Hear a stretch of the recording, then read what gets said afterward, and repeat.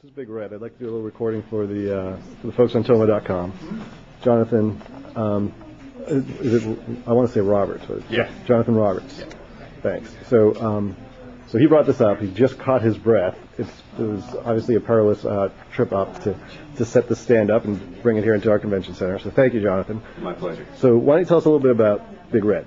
To begin with, I started this directly after I finished my apprenticeship with another sculptor. And I started on this, one, because I have a great love and respect for the animals.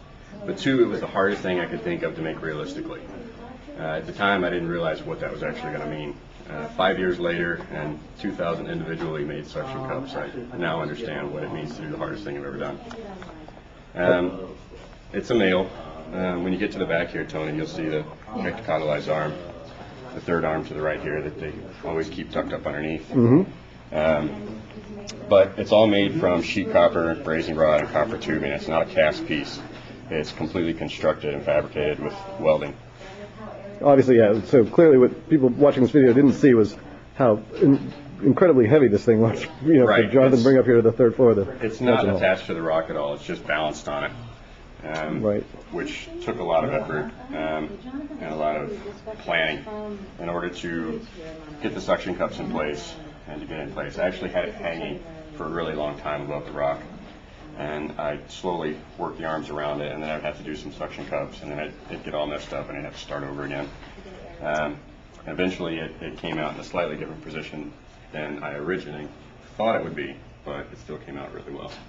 And so, how many places has Big Red been showcased before? You've showcased it quite a bit, right? No, actually, I had it when I first finished it, just over a year ago, actually.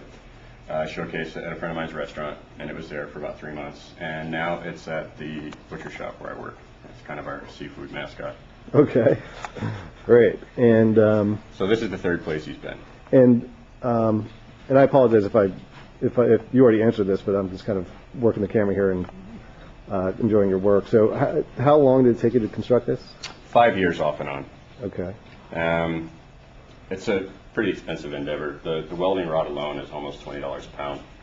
And when you figure there's about 50 pounds on here, he's kind of an expensive project. So sure. In order to support that, since I wasn't working on anything else, and I don't support myself through my art, I did it working with food. So, okay. And that's not exactly the most lucrative business in the world. Right. Well, I'm buying you a beer later for this, if that helps. No, so is it noon yet?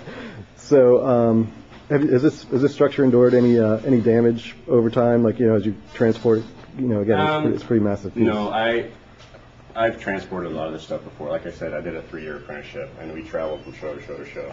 One of the great things about the medium that I use is that I can fix pretty much anything that breaks, and no one will know the wiser. The only thing that's going to happen to this guy is he might get scratched, but the marine urethane that I used on it is about $300 a gallon, and it's the toughest stuff out there. It's UV resistant. I haven't had a scratch on it yet, and I have moved it quite a bit more than I really want to. Well, Jonathan, everyone at TONMOCON loves Big Red. We appreciate you